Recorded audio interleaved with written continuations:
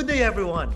Welcome to Open for Business, Let's Talk Resilience. I am Edwin Solonga, the Country Program Manager in the Philippines of the Asian Disaster Preparedness Center, or ADPC. And I'm Jonna from Philippine Disaster Resilience Foundation. It's no secret that the Philippines is one of the world's most disaster-prone countries. I mean, just over the weekend, we got a snapshot of simultaneous things going on. Now, we've been experiencing torrential rain for the past couple of days, which resulted to flooding in some areas. And then there was an earthquake that woke everyone up on a Saturday morning. And things have even become more complex with the ongoing pandemic. Oh yes, it's undeniable that the COVID-19 pandemic has affected most of the MSMEs in the country, especially during the start of the lockdown. But businesses can't remain closed forever, right? And so MSMEs started implementing adaptive business measures. That's right. And that's why today we'll talk about how MSMEs stay on top of the game despite challenges and disruptions that they encounter in their businesses. So we'll go behind the counter to understand resilience in business operations and listen to the stories from behind the counter. So joining us today is Don Cenita, CEO of Citrus Zone Group, and Vivian Ng, COO of Astoria Hotels and Resorts. We're really very fortunate to have them today. Mr. Don Cenita is the Chief Executive Officer of Citrus Zone Group, Inc., a food and beverage franchising company.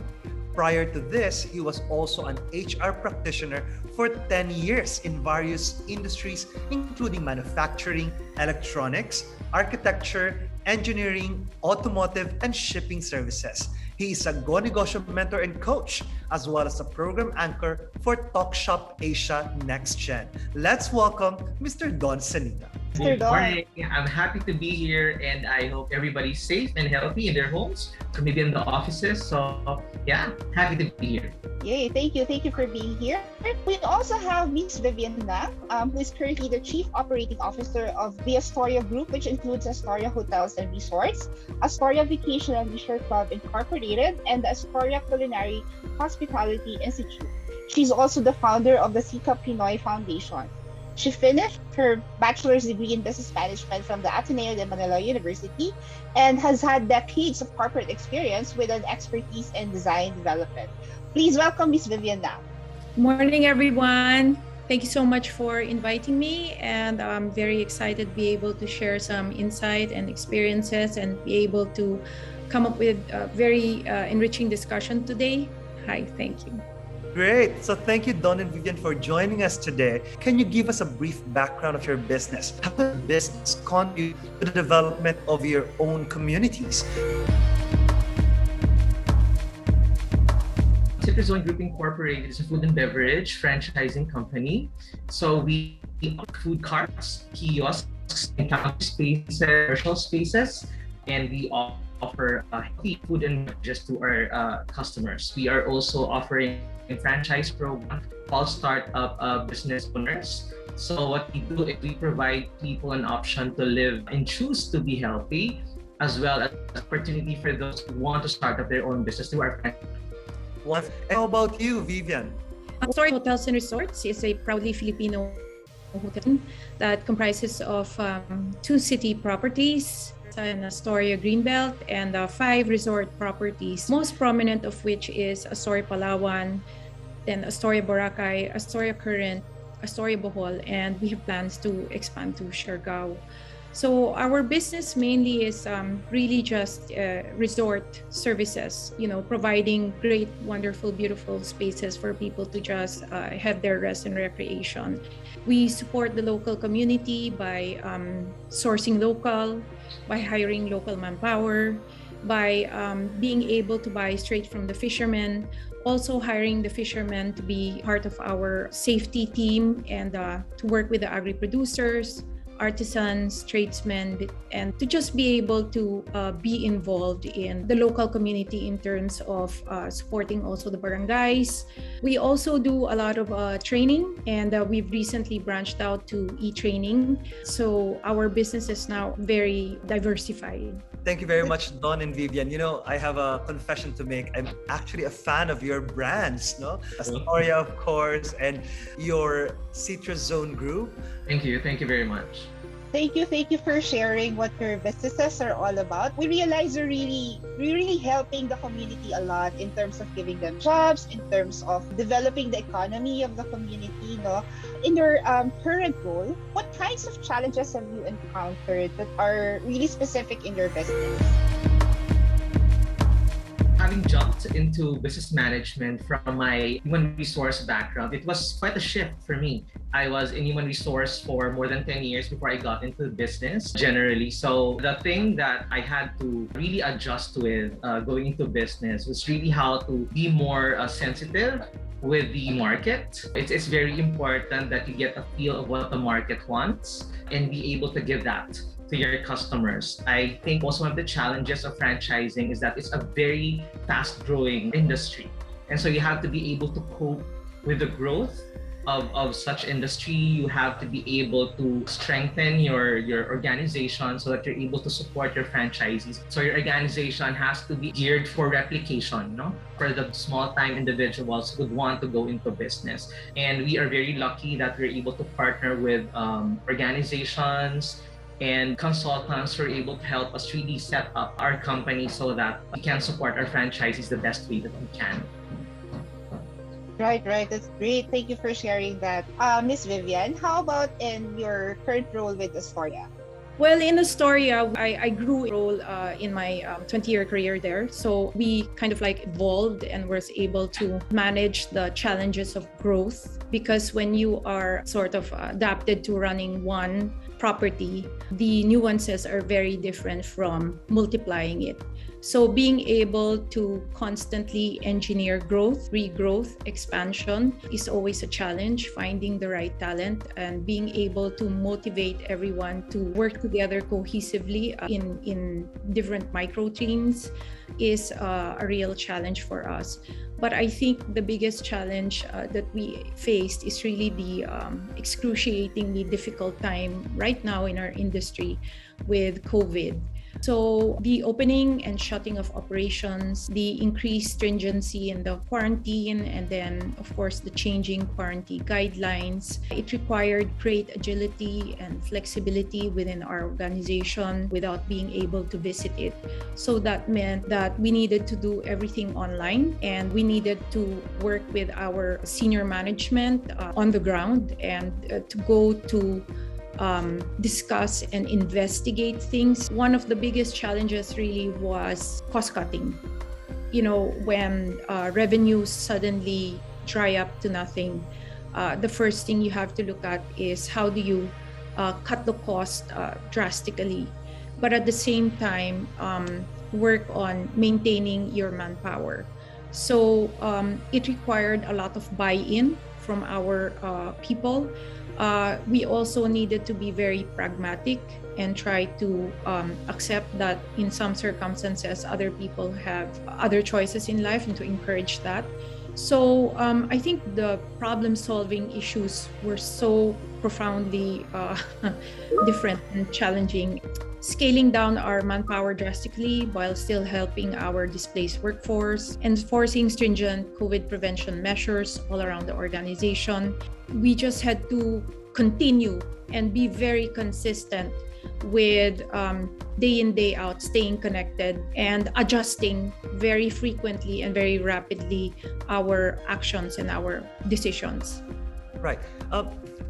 Thank you, Don and Vivian, for being so open about your challenges that you have been encountering in your specific role in your business. And I think what I heard from you would be challenges in a spectrum. No? On one hand, you mentioned challenges with regard to growth, and on the other hand, maybe some challenges concerning with the restrictions of COVID-19, especially with regard to mobility, operational challenges. So I would like to ask, how were you able to address these challenges? Aside from what you have already discussed so far, are there any significant changes that you have implemented to resolve these problematic situations? Right. In our case, one of the things that we really had to do going into the growth opportunities in franchising, of course, pre-pandemic, is really keeping an open mind, networking with people who have been in the industry for the longest time, so that you're able to benefit from their wisdom. Secondly, just to add to what Ms. Vivian mentioned earlier regarding the pandemic, it really was a tough time for everyone, including us in the food service industry. During this time, being adaptive, being flexible, knowing the core of what you do, staying true to that, and capitalizing on that is one of the things that we did. Citruzone in the healthy food sector, we are of course in the midst of a health crisis, right? And so we just communicated what the company is all about and what we are doing to help people at least protect themselves through healthy living, through making sure that what they ingest, that what they put into their body is something that can really help them. It's really a matter of communicating that to them so that they understand what your business is all about and what you stand for. Being adaptive is not just in the case of growth, it's also in the case of contractions such as this. You have to be able to communicate as well new directions to your franchisees in response to restrictions, in response to revenue challenges, in reference to cost-cutting measures. So you have to be able to communicate that well. So just in summary, it's really being adaptive in terms of how you go about with the business and being able to communicate your directions to all stakeholders in the company. Well, in our case, we had to quickly pivot. Pivot was a favorite word in our organization. Our Metro Manila hotels became quarantine hotels, supported by the government's call to support the ROFs, the returning overseas Filipinos.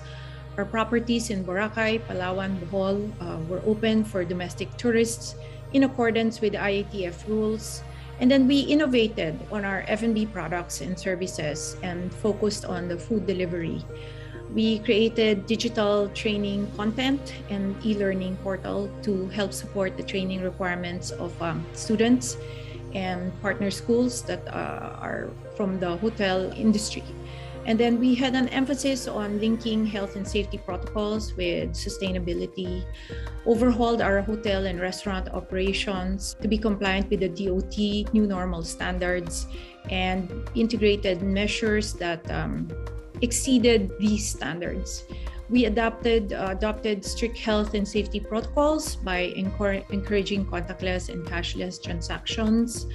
We used our digital platform and social media to build and restore the trust and confidence of the domestic travelers with proactive and targeted communication regarding health and safety protocols, disinfection processes, and the developments in the tourism industry. For manpower, we tried to support them with a lot of entrepreneurial efforts like food takeaway businesses. And then we developed a milk tea brand for the displaced managers to try and see if they would be interested to run it. We collaborated with Swising to train those who are interested to pivot to a sari-sari store business. We also opened employment opportunities with our sister company. And we also had our internal buy and sell trading chat group. And I think these were very important because this extended and made everyone understand that we were out there to support them and to help them. And very important for us was we secured our own teams and housed them internally, so they were fed and taken care of 3 square meals a day, lived in safety. So it allowed them to just be more comfortable and to be able to have that good aura whenever they were asked to open the rooms and provide the service. This is after all a hospitality business.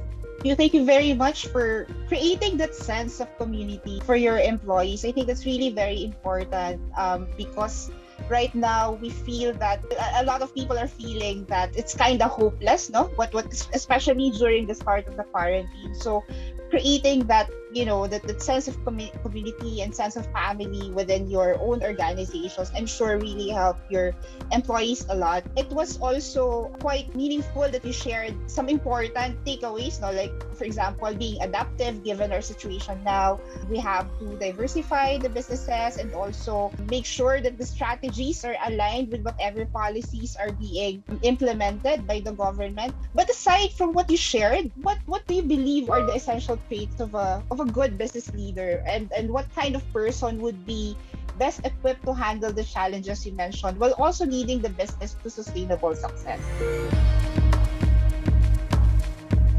As I mentioned earlier, I think being adaptive is very important because people look up to you for direction. And so as a business leader, you have to be able to see things at different perspectives and see opportunities despite the challenges, despite of how bleak things are. A good leader should be able to see that light at the end of the tunnel, just to give that feeling of hope and that feeling of optimism to everybody. In a time when people can feel very hopeless, frustrated, you have to be able to inspire people to keep going and to let them know that you're there to support them as much as you can.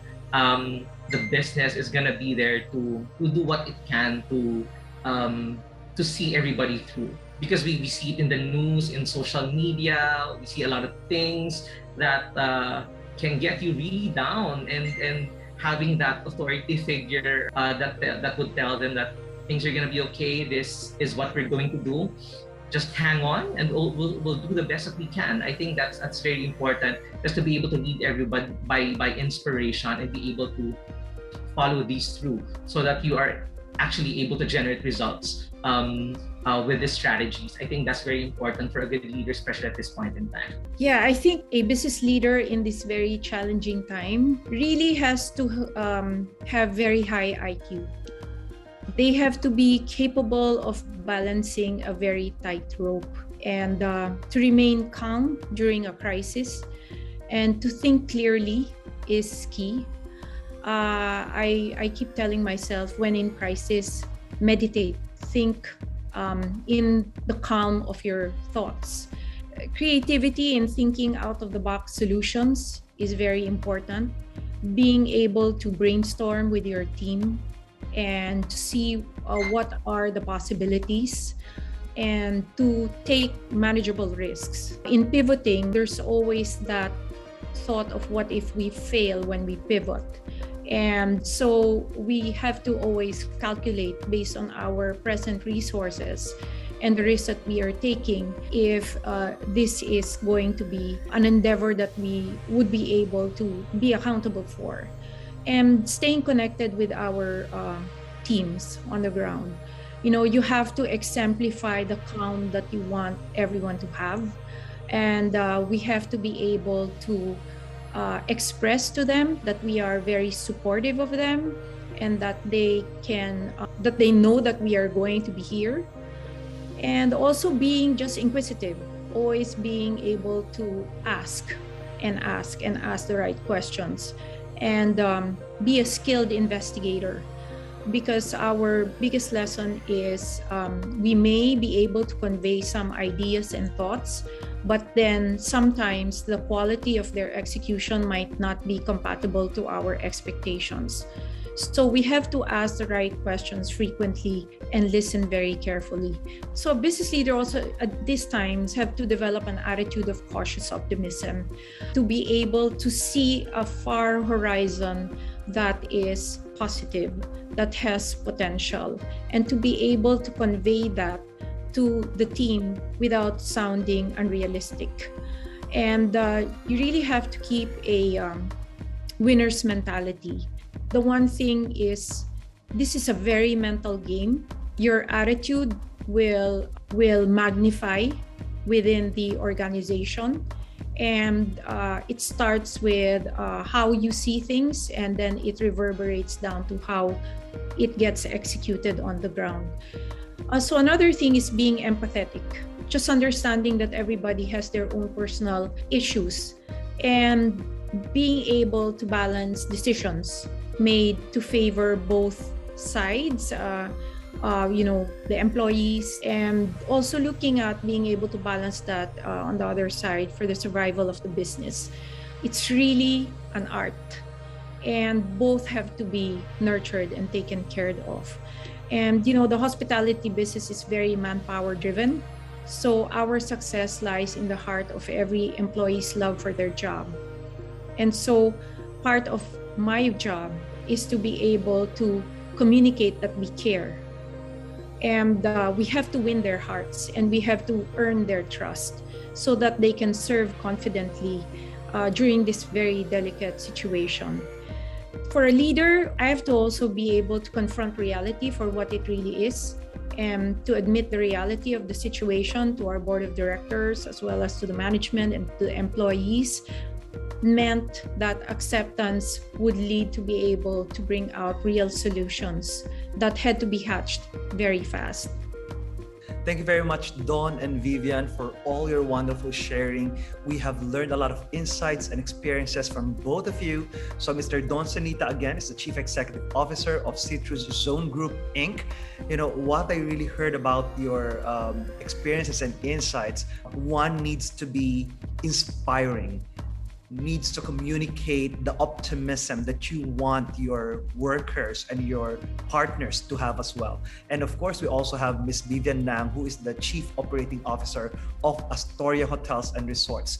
And you said cautious optimism. I think right now that's what we need, especially with regard to the COVID-19. I think the end is within reach, but still we have a long way to go. So that cautious optimism is something that will carry us through. So Jonna, what can you remember from this conversations with Don and Vivian?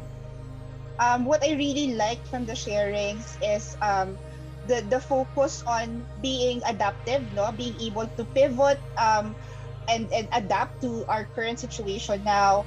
I also like the fact when Mr. Don shared that networking with people actually helped their business, because they also benefited from the wisdom of the more senior people in the businesses. So definitely, again, I also like yung winner's mentality, because coming from our recent win, our very first gold medal in the Olympics, won by Miss Heidi Diaz, it's really that winner's mentality, the grit, the things that she had to go through, training, really need that right now.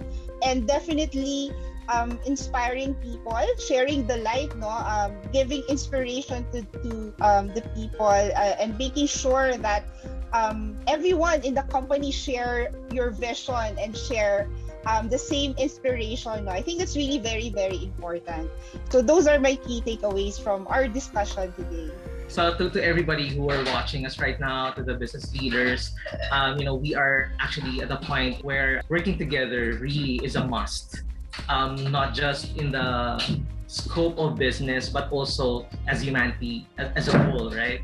So we have to be able to appreciate what the government and what professionals are doing for us, and be able to see beyond our personal inconveniences. We have to go beyond that and look into the bigger picture. That is what is going to pull us through this difficult situation. And once we're able to appreciate that and get that mindset, I'm pretty sure that despite COVID still being here, that we will be able to muster through the situation and find success despite the challenges. Well, I'd like to just encourage everybody to think more creatively. It's a very challenging time, and everyone is living in a certain level of discomfort. And I think that makes people want to rebel and also become very irate.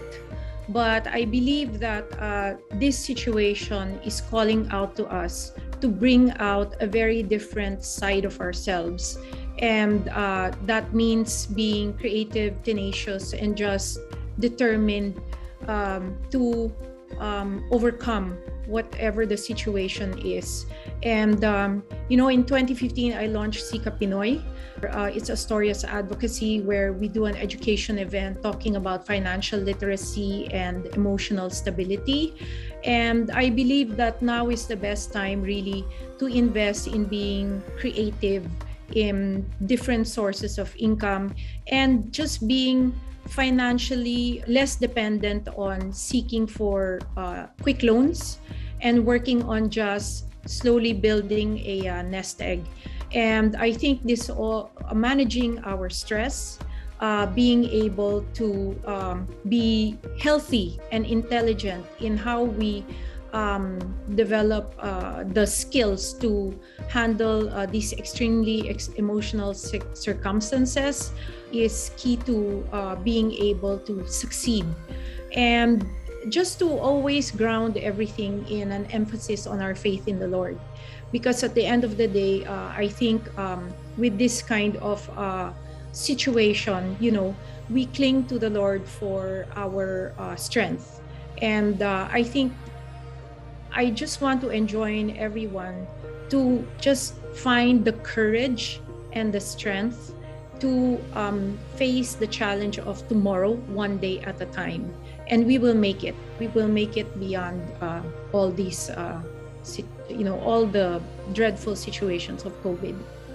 Great. So thanks again, Jonna, and thanks to Vivian and Don for their insightful sharing for today. And we hope that you will come with us in our next episodes. And thank you very much. And we hope that our listeners have also learned a lot from our discussions for today.